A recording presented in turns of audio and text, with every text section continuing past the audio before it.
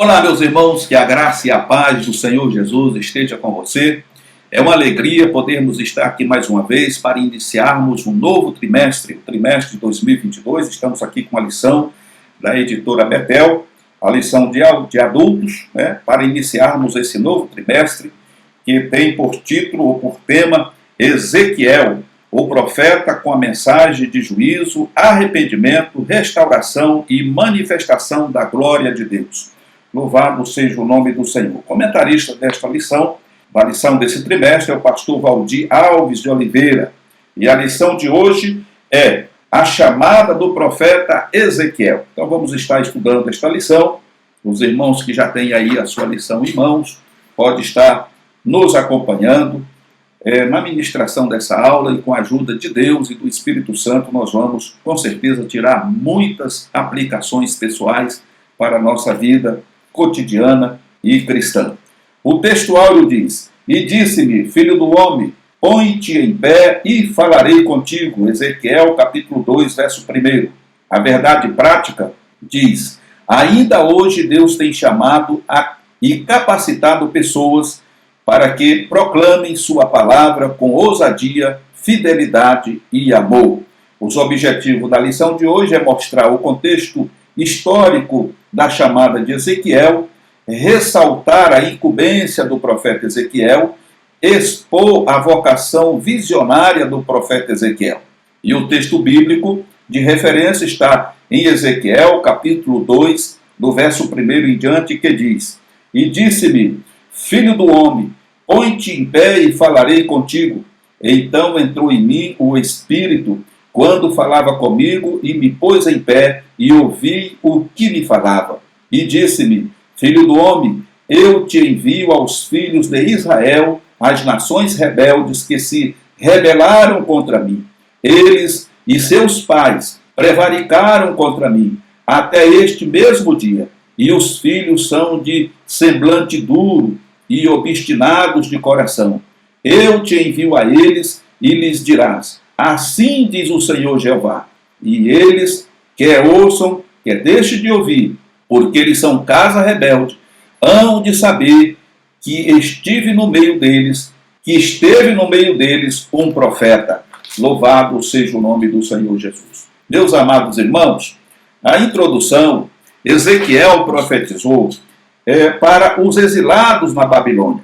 O profeta explicou as razões dos severos juízos divinos contra Judá, mas também transmitiu uma mensagem de esperança quanto ao futuro deles como nação. Então nós vemos, através da introdução, que Ezequiel foi levantado por Deus para ser um profeta no meio dos cativos, lá na Babilônia. Aquele cativeiro, conforme vamos ver na lição, que durou por volta de 70 anos. Então, Ezequiel foi levantado ali por Deus para profetizar, trazendo aquelas pessoas a um arrependimento, porque Deus tinha promessa, Deus ia trazer uma restauração para o povo. Louvado seja o nome do Senhor Jesus. Nós temos ainda aqui, meus amados irmãos, no primeiro ponto, nós vamos estar destacando aqui sobre o contexto histórico. Então nós vemos aqui que quando Ezequiel começou a profetizar, ele habitava entre os cativos na Babilônia, para onde fora levado em 597 a.C. O cativeiro babilônico de Judá durou aproximadamente 70 anos, cerca de 605 a 539 a.C. No 5º ano do cativeiro do rei Joaquim, veio a palavra do Senhor Ezequiel, cujo nome significa Deus fortalece, conforme está registrado em Ezequiel capítulo 1, versos de 2 a 3. Contemporâneo de Daniel e Jeremias, Ezequiel era filho de um sacerdote chamado Buzi e profetizou por cerca de 22 anos. Ele profetizou de 593 a 571 a.C.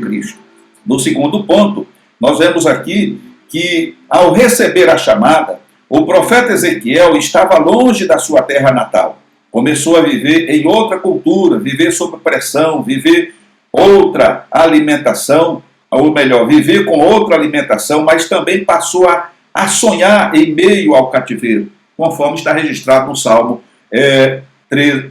137. Muitos dos que vivem em terras estranhas gostariam de voltar à sua terra natal. É um sonho voltar do exílio, da escravidão, ou sair de uma coisa que nos prende em um lugar que não sentimos alegria, conforme o Salmo 126, do verso 1 a 2. Então nós vemos aí que Ezequiel ele foi levado, né, para o cativeiro junto com o povo ali, né, foi levado por Nabucodonosor à Babilônia. Esse cativeiro durou 70 anos e lá o Senhor levantou ele como profeta para profetizar o povo, porque ali, durante esse período de 70 anos, muitas pessoas, os que não morreram, né, lá em Judá, morreram no cativeiro. E lá nasceram outros.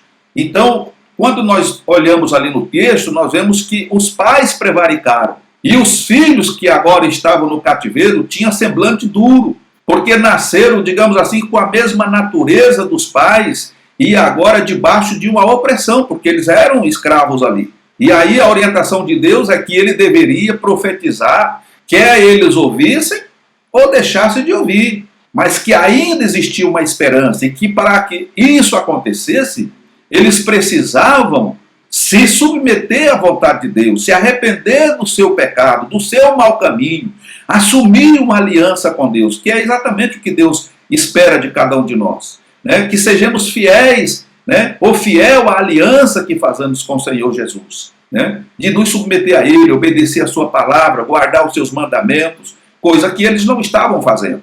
Então, essa era a perspectiva de Deus através do profeta para aquele povo. Então, nós vemos aqui que, de acordo com o John B. Taylor, Ezequiel era filho de Buz, era um sacerdote, provavelmente filho de um sacerdote, foi levado para o cativeiro em 597, e quando os exércitos de Nabucodonosor, rei de Babilônia, tomaram Jerusalém depois de um breve cerco, nada se sabe da sua vida a parte daquilo que é contido no livro que leva seu nome, nem existe tradição alguma que nos diga onde ou como morreu. Sabemos que era casado e que sua esposa morreu na ocasião da queda de Jerusalém. Era um homem de influência, sendo consultado pelos anciãos entre os exilados, e embora isto talvez se deva ao seu ministério profético e à reputação que rapidamente adquiriu, é igualmente provável que seja atribuível à sua posição social herdada de seu pai Buzi. Então, o historiador, ele diz que ele era filho de um sacerdote chamado Buz e que por conta disso, por conta da reputação do seu pai, ele também tinha alcançado tal reputação em meio aos exilados, sendo consultado pelos anciãos da época. No segundo ponto, nós vemos aqui as exigências feitas por Deus ao profeta Ezequiel. Primeiro, a chamada implicava em se pôr de pé, se dispor, sair da acomodação e da inércia, conforme Ezequiel capítulo 2, verso 1. Segundo, depois de chamado, era preciso falar em nome do Senhor, Ezequiel capítulo 2, verso 4. E terceiro, depois de assumir a chamada, era preciso falar, quer ouçam, quer deixem de ouvir, Ezequiel capítulo 2 e versículo 5. Quarto, depois de receber a chamada, era preciso se destacar no meio em que vivia, porque o povo tinha de saber que ele era profeta, Ezequiel capítulo 2, verso 5. E em quinto lugar, depois de receber a chamada, era preciso se impregnar da palavra, da comida em forma de rolo ao ventre, para depois oferecer a outros. Quem não tem para si mesmo, não pode oferecer aos demais. Ezequiel capítulo 3, verso 1. Em sexto lugar, para receber a chamada, não pode temer o povo, nem as palavras que saem da boca deles, né? Ezequiel capítulo 2, verso 6. E 7. Quem recebe a chamada não pode se assustar com sarça, espinhos, escorpiões. Ezequiel capítulo 2, verso 6. E 8. Quem recebe a chamada precisa saber que vai enfrentar conspiração de pessoas que não querem ouvir a verdade de Deus e serem confrontadas. Ezequiel capítulo 2, verso 4 a 6. Irmãos, A tarefa de um profeta não é fácil. Como a tarefa de um pregador na atualidade, de um pastor, de um evangelista, não é fácil. Porque hoje, e não diferente da época de Ezequiel, onde as pessoas estavam mergulhadas nas práticas mundanas, no pecado, eles não queriam ser confrontados. E o pregador, ele tem que estar inserido em tudo aquilo que nós acabamos de ler. Ele não pode ter medo de cara feia. Ele não pode se milindrar com as palavras duras e com as críticas e com tantos xingamentos que pode sair da boca dos ímpios. Ele não pode ter medo de cobra, de escorpião e de sarça e de urtiga e de tudo, de todas as coisas que vêm contra, né, afligir aquele pregador ou profeta de Deus. E nós temos também que entender que para que você se torne um profeta de Deus, um pregador autêntico, você tem que comer a palavra de Deus, você tem que ter plena comunhão com o Espírito Santo e com a sua palavra, porque você não pode querer dar para alguém o que você não tem. E por outro lado, nós estamos vivendo, como comecei a dizer a princípio, numa época chamada de pós-modernidade, em que as pessoas não querem ser confrontadas pelo mal e pelas coisas erradas que elas praticam. Elas querem ouvir falar de Deus, sim, mas elas querem ouvir falar de Deus somente aquilo que realmente traga conforto, aquilo que não implique com seu modus vivendi, né? Não pode falar. Então, quais são as pregações que se vê aí nas mídias e nas comunidades, né, por aí afora? São pregações de prosperidade. As pessoas querem ouvir isso. E os templos ficam lotados. Números aí de 1.000, 2.000, 3.000, 5.000, 10.000 pessoas, eles vão lá porque eles querem ouvir aquela palavra. Deus vai prosperar a tua vida. Deus vai te dar riqueza. O teu casamento está desmantelado.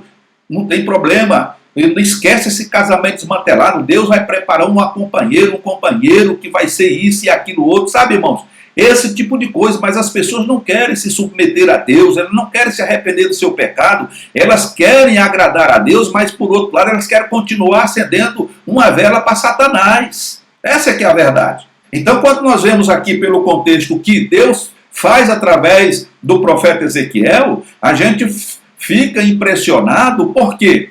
Porque não é diferente hoje. Deus quer que a palavra seja uma palavra forte, contundente, que vá de encontro com a necessidade do ouvido, que traga a ele o quebrantamento, a responsabilidade, para que ele entenda que ele é um miserável pecador, que ele precisa da misericórdia de Deus, da graça do Senhor Jesus. Então isso é importante a gente entender. Então essas qualidades, essa exigência de Deus feita a Ezequiel é o que é exigido para nós como pregadores do Evangelho. Não adianta nada você ficar massageando o ego, ocupar a tribuna do templo, o púlpito do templo, para poder ficar contando história de Trancoso, irmão, fazendo o povo dar risada, se tornando ali como se fosse um palhaço, um ator de circo, contando historinha de lelelé para as pessoas dar risada, mandar o povo ficar cutucando. A palavra de Deus, ela tem que ser contundente, ela tem que ir de encontro, ela tem que causar nas pessoas tristeza, choro, arrependimento. Essa é a palavra de Deus. E foi por isso que Deus falou para Ezequiel: não se preocupa, não tenha medo da cara feia deles, não. Eles têm uma cara de pessoas assim, sabe, que matou 100 e não pôde enterrar nenhum. Mas não tenha medo da cara deles, não. E outra coisa, pregue a verdade, quer eles ouçam ou deixem de ouvir. Pregue a verdade. E é isso que Deus exige do povo hoje, dos pregadores de hoje. Está chegando o tempo, irmão, em que nós vamos nos apresentar diante do Senhor. E quantas pessoas vão chegar diante do Senhor e vão dizer assim: sabe por que eu estou indo para o inferno, Senhor? Porque aquele pastor fulano de tal, aquele pregador, aquele missionário, aquele bispo, aquele ancião, não me falou que eu tinha que ser assim. Ele não me pegou, sabe? Não pregou uma palavra genuína. Ele sempre ficou levando as coisas assim no banho-maria. Como é que vai ser esse pregador? Como é que ele vai chegar lá diante do Senhor? O que é que ele vai apresentar diante do Senhor? Qual a desculpa que ele vai dar diante do Senhor? Por isso que Deus exigiu de Ezequiel: olha, eles vão ser para você como sarça, como estiga, como espinho, como escorpião, como cobra. Eles vão tentar te pegar de qualquer jeito. Mas não tenha medo, não. Pregue a palavra. É o que Paulo ensina, se não me falha a memória, a Timóteo, né? Vamos pregar a palavra em tempo e fora de tempo. Né? Insista, insta. É isso que tem que ser feito, mas uma palavra, né, genuinamente verdadeira, sem mistura, sem lelelé, sem essa teologia da prosperidade, prometendo riqueza no mundo. A nossa riqueza está no céu, é para lá que nós iremos, e é lá que vamos desfrutar de todas as coisas, como diz Jesus, onde não tem traça, onde não tem ferrugem, e aonde ladrão não rouba. Tudo aqui, irmãos, é passageiro, e se você tem uma vida boa, uma vida financeira boa, glorifique a Deus, mas não se prenda nisso, porque isso vai te levar para o inferno. Se apegue com o Senhor Jesus e com a sua palavra. Louvado seja o nome do Senhor Jesus. No ponto 3, nós vamos encontrar Deus, né? Vamos ver que Deus nunca se esquece dos fiéis. E devido ao pecado, Deus ordenou e permitiu que Jerusalém fosse destruída. Os pecados eram idolatria, apostasia, mistura com outros povos, falsos pastores e falsos profetas. Mas ainda havia esperança. Deus prometera restaurar a terra por amor aos que permanecessem fiéis a Ele. O Senhor nunca se esquece daqueles que fielmente procuram lhe obedecer, conforme Jeremias capítulo 33, versos 6 e 16. Por que Deus está falando isso? Nós vivemos em meio a uma geração corrompida, num mundo corrompido, onde as pessoas, como já disse a princípio, procuram aquilo que lhe traz bem-estar. Ninguém quer ser confrontado no seu erro, no seu pecado, na sua maneira de viver, né? Mas Deus permitiu a destruição de Jerusalém por conta da mistura, por conta da hipocrisia, da falsidade, da idolatria e de tudo mais que acontecia errado ali, por conta dos sacerdotes, daqueles profetas que, ao invés de pregar a palavra com sinceridade, com verdade, eles se venderam. Nós vemos lá nos profetas menores, por exemplo, que os sacerdotes, eles faziam vista grossa para muitas coisas que o povo estava fazendo. Eles mesmos se corrompiam, se vendiam, e Deus manda a destruição. E aí eu pergunto para você, meu amado, é diferente nos dias atuais? Mas Deus vai trazer uma destruição para esta geração. Mas os fiéis, e com os fiéis o Senhor tem um compromisso. Então, o que compete a mim e a você, irmãos, é nos mantermos fiéis, obedecendo a sua palavra, guardando a sua palavra, para não pecar contra o Senhor. Porque o dia do juízo vai chegar. E esse dia talvez não esteja tão longe como muita gente esteja pensando. Louvado seja o nome do Senhor Jesus. No tópico 2, aí nós vemos aqui que a incumbência do profeta Ezequiel. Nós temos aqui a incumbência do profeta Ezequiel, aonde a missão do profeta dada por Deus era conscientizar o povo da razão do cativeiro, explicar a queda de Jerusalém, promover a volta do povo exilado a Deus e construir esperança concernente à promessa de Deus de restaurar o seu povo. O profeta também ressaltava a responsabilidade pessoal de cada indivíduo perante Deus, em vez de restringir a culpa aos antepassados e aos seus pecados como única causa do exílio e julgamento de Deus. Então veja que o profeta não transferiu todo o mal para os antepassados. Por quê? Porque aquelas pessoas que estavam vivendo naquele momento presente também estavam na mesma situação. Então a mensagem de Ezequiel era mostrar que por conta do pecado dos antepassados, Deus tinha permitido, né, a escravidão para eles. Mas agora chegava o momento em que eles deveriam reconhecer também que estavam em pecado, aquelas pessoas da época que estavam vivendo naquele momento presente, né, em que o profeta estava ali profetizando, que a responsabilidade era individual, ou seja, cada um precisava, né, se voltar para Deus, reconhecendo o seu estado de pecado, de miséria, se humilhar na presença de Deus, para que alcançasse a promessa de retornar, porque havia uma esperança. Né? Eles não iam ficar para sempre no cativeiro, ali, subjugado, né, àquela escravidão. Então, se eles entrassem pelo caminho, andassem pelo caminho correto, se submetessem à vontade de Deus, eles retornariam para a sua terra. Louvado seja o nome do Senhor Jesus. No outro ponto, Deus usa quem ele quer. Então veja bem, o Senhor usa os pequenos para confundir os grandes, conforme registra 1 Coríntios, capítulo 1, verso 27 a 29. Deus não vê como vê o homem, porque o homem vê o que está diante dos olhos. O Senhor, porém, olha para o coração. 1 Samuel 16, 7. Ele se responsabiliza em capacitar os que ele chama. Toda a nossa capacidade vem de Deus. 2 Coríntios, capítulo 3, verso 5. Portanto, não devemos nos gloriar de nossos feitos, porque tudo provém dele e vai para ele, porque dele são todas as coisas. Romanos, capítulo 11, verso 36. Então, nesse primeiro ponto aqui, nós vamos observar, pelo que acabamos de ler, que talvez muitas pessoas ali, né, naquela região de escravidão lá em Babilônia, poderia haver pessoas talvez muito mais apresentáveis, muito mais capacitados para ocupar a posição de profeta. Mas aprove o Senhor levantar Ezequiel, né, uma pessoa que inclusive tinha perdido a sua esposa, né, quando foram tirados lá de Jerusalém e levados para a escravidão em Babilônia, né? Então era uma pessoa que sofreu, sentiu na pele, né, a opressão, perdeu a sua esposa. Era uma pessoa que poderia ter se tornado alguém amargo, né, como acontece hoje, cheio de mágoa. Mas ele fez o quê? Ele estreitou a sua amizade com Deus, ao ponto de Deus escolher. E como diz o texto, Deus escolhe os pequenos, como está escrito aqui. O Senhor usa os pequenos para confundir os grandes. Então, o que denota é que existiam pessoas grandes, com maior capacidade, talvez até intelectual, para fazer esse trabalho, mas Deus escolhe Ezequiel e dá a ele uma mensagem para que ele transmita ao povo, convidando esse povo ao arrependimento. Louvado seja o nome do Senhor Jesus.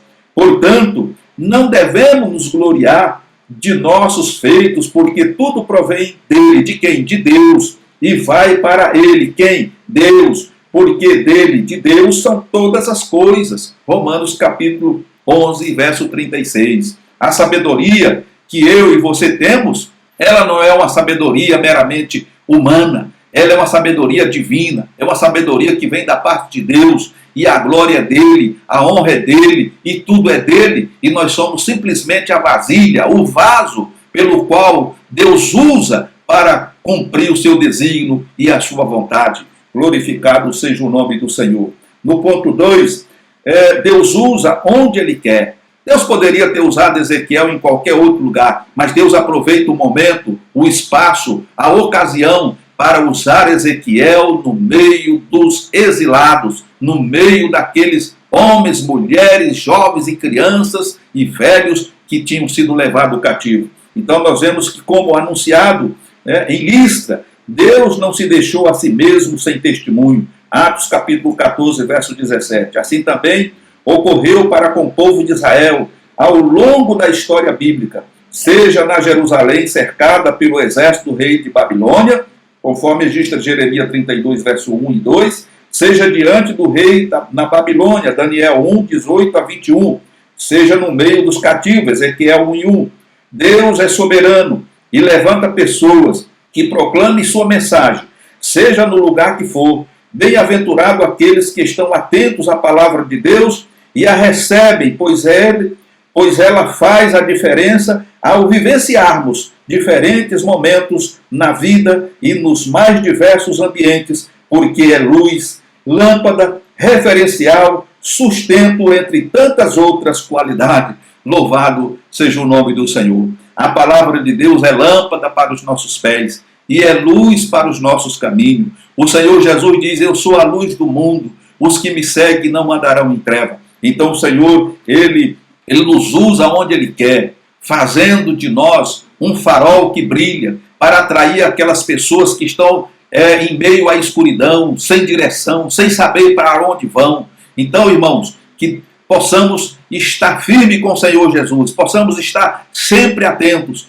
para que o Senhor continue nos usando para o bem daqueles que abrem os seus ouvidos e o seu coração para a palavra de Deus. É claro que seremos criticados, perseguidos, conforme diz o texto, conforme vimos ali no início, teremos muitas vezes muitas aflições, mas não devemos nos preocupar com isso, porque o importante para nós é cumprir o chamado que Deus tem nos dado e como profeta de Deus na terra, nesse século 21, possamos entregar uma palavra fiel e digna de toda aceitação. Muitos não vão querer ouvir, muitos não vão querer se submeter, mas Deus vai ter aqueles que vão se submeter, vão aceitar, vão se curvar diante do Senhor, vão se humilhar diante do Senhor, vão se reconhecer o seu estado de miséria e vão se converter ao Senhor. E isso por si só já é uma glória para Deus. Louvado seja o nome do Senhor Jesus. E no ponto 3, Deus usa na hora que Ele quer. Então não é na hora que eu quero,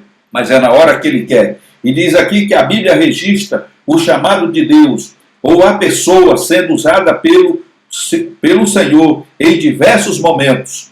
Não é possível ao ser humano estabelecer um momento mais adequado para Deus, usar uma pessoa ou realizar uma obra. O profeta Eliseu, em uma determinada ocasião, disse que Deus não lhe havia revelado algo sobre a situação da sunamita, conforme está registrado lá em 2 Reis, no capítulo 4, verso 27. Abacuque ficou à espera da resposta de Deus. Abacuque, capítulo 2, verso 1. É fundamental nos submetermos ao momento de Deus, conforme registra João, capítulo 2, verso 4 e capítulo 11, verso 6. Permanecer confiando no Senhor, crendo que Ele é poderoso e seu agir é perfeito, e esperar nele sempre é a melhor solução. Então, irmãos, nós não podemos, como alguns fazem por aí, sair dando profetado. Felizmente existe isso aí. No mercado atual, né, o que mais tem aí é profetado, é profeta dando profetado. Mas como servo de Deus, vaso nas mãos do Senhor, nós temos o compromisso com a leitura sistemática da Bíblia, com o jejum e com a oração.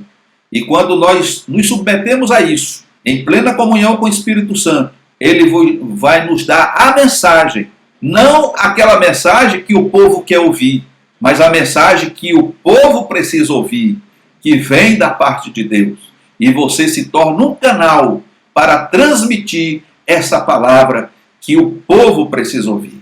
Mesmo que eles não queiram ouvir, não tem problema. Ali haverá sempre alguém a quem essa palavra vai ser direcionada e ela vai surtir o efeito pela qual Deus enviou a palavra para a mudança, para a transformação, para a cura daquela pessoa que vai abrir o ouvido e vai ouvir a palavra de Deus. Louvado seja o nome do Senhor. E no terceiro ponto e último, no terceiro tópico, nós vemos aqui um profeta com vocação visionária. Então, a experiência visionária era uma marca natural e reconhecida do profeta Ezequiel. A palavra de Deus vinha e se impregnava dentro do seu ser por meio de visões tão claras e vários símbolos que eram descortinados pela interpretação dada pelo Senhor, conforme vemos ali Ezequiel, capítulo 1, verso 1. Então nós vemos que ele era visionário, Deus mostrava as revelações para ele, e aquilo, conforme diz o texto, o impregnava e ele conseguia ser fiel à revelação de Deus, aquilo que Deus estava transmitindo. Isso é muito importante, irmãos, porque tem muitas pessoas que, ao invés do Espírito Santo falar através dele, ele quer falar através do Espírito Santo. Ou seja, ele quer mudar a situação. E nós não podemos. Nós somos vaso na mão do Senhor. Então nós temos que ser fiel à mensagem que Deus nos dá. Nós não podemos acrescentar e nem diminuir. Se Deus mandou você entregar uma palavra da parte de Deus para a igreja, seja fiel na mensagem, seja fiel na entrega da mensagem.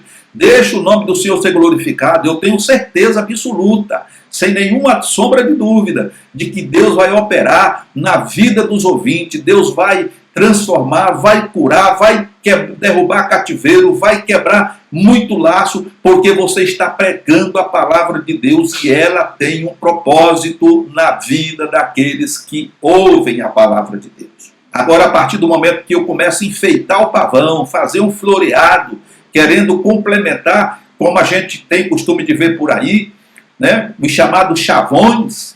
Então, irmãos, Deus não está nesse negócio e você vai gastar o seu tempo e as pessoas vão entrar vazia e vão sair chutando lata. Que Deus tenha misericórdia de nós.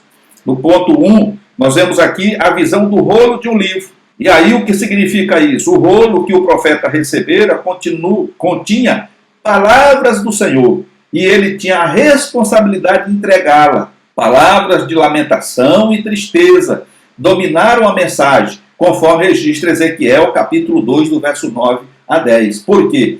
Julgamentos severos seriam executados contra os que praticavam a idolatria, o adultério e a apostasia, conforme está registrado em Ezequiel, capítulo 3, verso de 1 a 4. Comer o rolo simbolizava que o profeta Ezequiel precisava receber primeiro a mensagem de Deus e se comprometer antes de anunciá-la ao povo. Só quem come o rolo, que é a própria palavra de Deus, está preparado para toda boa obra. Ninguém pode dar aquilo que não tem, nem distribuir o que não recebeu. Não é sensato nem honesto oferecer aos outros aquilo que não tem. Então, os irmãos entenderam o que eu acabei de dizer? Ele recebeu o rolo. E a ordem de Deus é: come. O que isso quer dizer na prática para nós? É que a Bíblia, a palavra de Deus, ela precisa ser lida, ela precisa ser estudada. Nós temos que nos alimentar dessa palavra para que possamos depois entregar para aquelas pessoas que não se alimentou ainda dela. Por quê? Porque eu não posso oferecer e nem dar aquilo que eu não tenho. Primeiro eu tenho que me submeter à palavra de Deus. Tem que ser fiel aos preceitos que estão registrados nas Escrituras. E depois disso, eu tenho condições e capacidade dada por Deus para fazer o trabalho que precisa ser feito. E o nome do Senhor vai ser glorificado, que é o mais importante. Não é o meu nome, não é o meu título de evangelista, pastor, bispo, sacerdote, ou seja lá o que for. Mas é o nome do Senhor que vai ser exaltado e glorificado. De que forma? Através do quebrantamento de corações e de pessoas que ouvirão a palavra e entenderão que para eles se tornarem santos precisam se submeter àquilo que o Senhor está exigindo por meio da palavra pregada pelo seu santo servo. Louvado seja o nome do Senhor. No segundo ponto, nós vemos aqui a questão da visão dos querubins. Os querubins são seres angelicais associados à manifestação da santidade e da glória de Deus, conforme registra Ezequiel, capítulo 1, verso de 4 a 13, e capítulo 10, do verso 1 a 4. Os seres angelicais têm acesso à presença de Deus e são mencionados na palavra como anjos guardadores. Eles guardavam o jardim do Éden depois da queda do homem, conforme está registrado em Gênesis, capítulo 3, verso de 22 a 24. Sobre a arca da aliança estavam os querubins de ouro, conforme registra Ezequiel, capítulo 20, conforme registra Êxodo, capítulo 25, verso 18 a 22. Eu falei um versículo no texto ali errado, é Gênesis, capítulo 3, 22 a 24. Nessa visão de Ezequiel, os querubins que apareciam como brasas de fogo ardente anunciavam aos exilados a glória e a santidade de Deus. Então nós vemos que Ezequiel teve a oportunidade de ter revelações ímpar. Ele viu os querubins, que era a figura que lá no Êxodo era a figura, né, que estava ali sobre a arca do concerto, os dois querubins ali. Ezequiel viu esses querubins e ele pôde entender que nessa visão de Ezequiel, os querubins que apareciam como brasa de fogo ardente anunciavam aos exilados a glória e a santidade de Deus. Então, era através deles que Deus estava se apresentando ao povo que estava ali cativos na Babilônia. Louvado seja o nome do Senhor. No terceiro ponto, nós vemos aqui sobre a visão do juízo e restauração. Após a visão dos querubins, segue o registro de Ezequiel, tendo a visão do templo do Senhor e recebe a revelação acerca do juízo divino, do juízo divino, cuidado de Deus com os cativos e uma mensagem de restauração, conforme está registrado em Ezequiel, capítulo 11, versículo 1 e 8, de 8 a 9, e versículo 16, e depois do versículo 17 a 25. Esta mensagem também está presente no ministério profético de Jeremias, contemporâneo de Ezequiel. A manifestação do juízo divino não significa que Deus deixou de amar o seu povo, conforme Jeremias, capítulo 23 e 24. Então, irmãos, aqui eu acho que está com um pequeno erro aqui, depois os irmãos verificam aí, que ou o comentarista esqueceu de colocar o capítulo, ou é capítulo 23 e verso 24, mas está com o tracinho. Então os irmãos verifiquem aí. Nós vemos aqui, irmãos, que na nossa época não é diferente. Assim como Deus tratou com o povo de Israel, permitindo ali o cativeiro e a morte de todos aqueles que preferiram andar errados, porque Deus não tem nenhum pecador por inocente, o injusto por inocente, mas Deus, ele é longânimo, ele é amoroso, ele é misericordioso, mas tem um momento em que Deus trata com aquelas pessoas que não se submetem à sua vontade. Aconteceu com o povo de Jerusalém, eles foram cativos por 70 anos, mas Deus não esqueceu da sua bondade, do seu amor, da sua misericórdia, e sempre apontando para um momento de paz e de prosperidade para aqueles que se submetessem à sua vontade.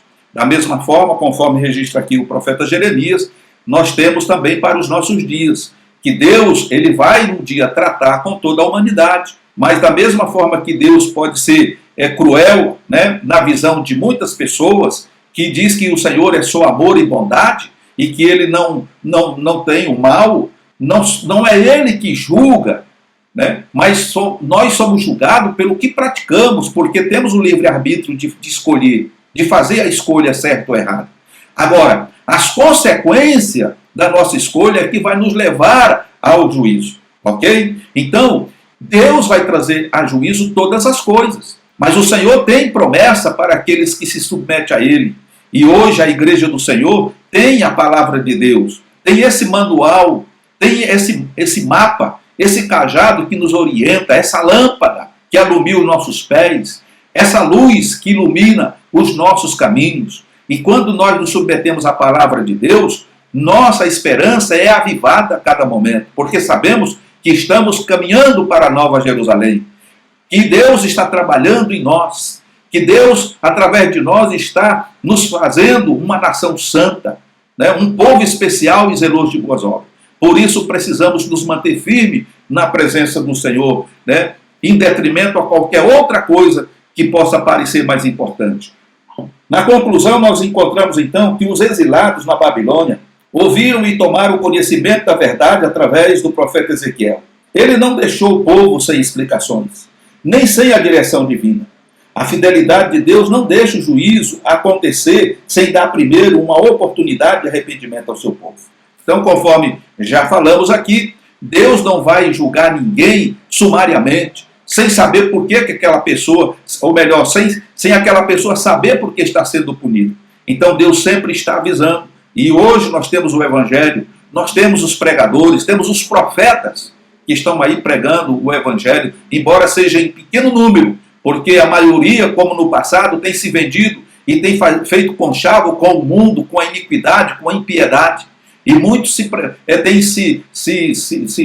se lançado aí, né, nessa nova modalidade aí chamada de teologia da prosperidade, tem levado multidões a buscar apenas o que é material. Mas que Deus nos ajude a sermos fiéis ao Senhor e pregar uma palavra revelada através do Espírito Santo, para que aqueles que são chamados à salvação possam vir antes que seja tarde demais e que não tenhamos de nos apresentar diante do Senhor e dar conta daqueles que deixamos de buscar. Ok, meus amados irmãos? Que Deus em Cristo te abençoe. É uma alegria muito grande estar de volta para mais um trimestre, né, concedido aí por Deus para o nosso crescimento espiritual. Continue conosco. Aqueles que não estão inscritos, se inscreva no canal, né? Deixe aí o seu like, ele é muito importante para que possamos alcançar muito mais pessoas nesse Brasil afora. Compartilhe esses vídeos aí nas suas redes sociais, ative o sininho de notificação e, querendo Deus, estaremos de volta numa outra oportunidade com mais uma aula da Escola Bíblica Dominical. Fiquem todos na paz do Senhor Jesus.